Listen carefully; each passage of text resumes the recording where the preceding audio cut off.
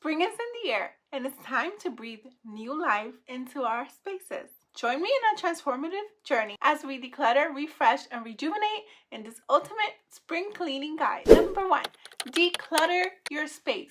If you gather nothing else, and I mean absolutely nothing, from this video, please declutter. When we declutter, it not only helps our home to feel bigger, but it also helps us to feel less stressed and overwhelmed as well.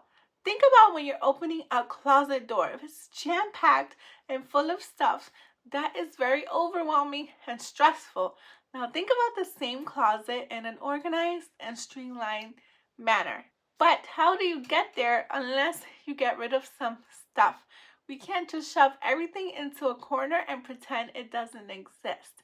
Take 15 minutes every single day to declutter your spaces, and your home and your mind will thank you. Next, let's move on to dusting. Begin dusting all the surfaces in your home from top to bottom. If you want, work in a clockwise manner to keep things easier and know what areas you have done versus which ones you haven't done when something inevitably does happen that causes us to pause our work. That way you can easily keep track of where you were and jump back in. Instead of dry dusting and pushing around the dust, dampen your cloth to get a better clean with less effort. When it comes to spring cleaning, we want to make sure we get every single surface, and that includes our mirrors and windows.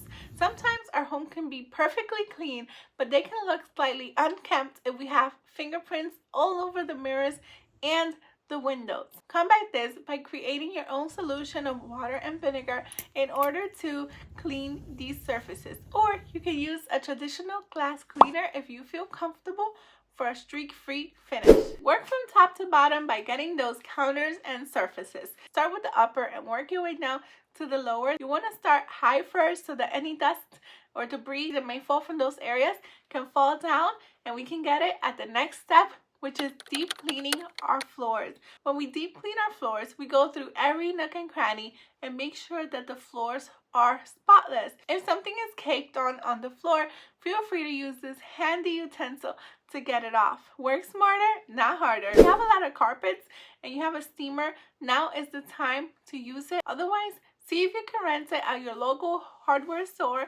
That way you don't have to keep it year round, but you can use it when needed. Be sure to give hardwood floors a good mop, but do not oversaturate it with water, as wood doesn't like this very much. But you can also feel free to use some wood cleaning solutions for that spotless finish. Now that your home is deeply clean, please don't forget about the linens and the beddings. Even though we're washing our bedding at least once a week, hopefully, please make sure that you're washing your curtains and rugs as well. If these do not fit into your standard washing machine, then look up other methods on how to properly disinfect and clean these area rugs, as they do trap a lot of dirt, debris, and germs that we must get rid of regularly. If your mattress rotates, be sure to do that now for an even wear on the mattress that helps it to last even longer. Don't forget to arrange your clothes and closets in a manner that is aesthetically pleasing, so that every time you open up your closets and your drawers,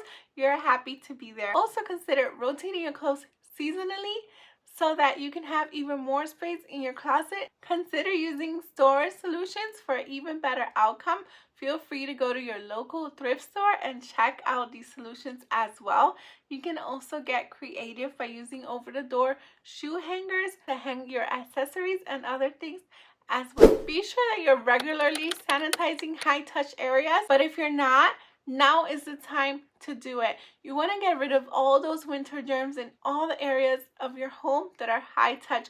This includes doorknobs, light switches, and anything else. Be sure to get all of those germs out of those areas by sanitizing them, and if you haven't been doing it, make sure that you keep this as a weekly habit in order to help your loved ones stay as healthy as possible. So we touched a little bit about cleaning our beddings and linens, but if you have another set of lighter linens, now might be the time to incorporate it as well. It not only will help you to get a fresh look, but you don't necessarily need the heavy winter linens during the springtime. Unless it is still abnormally cold, keep one out, because sometimes that does happen.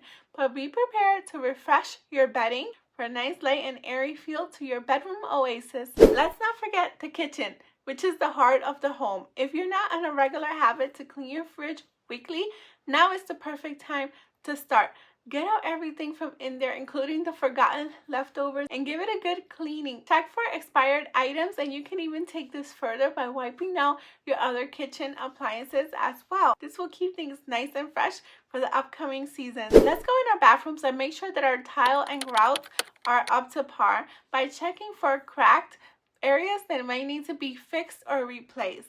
Now it's a good time to add these projects into your list so you don't get overwhelmed by doing it all at the same time, but you also don't let your home fall apart. If you're renting, now might even be a good time to let your landlord know so that they may even be able to do these fixes for you. Speaking of repairs, go around your home and check what else needs repairing or replacing and keep it on your list.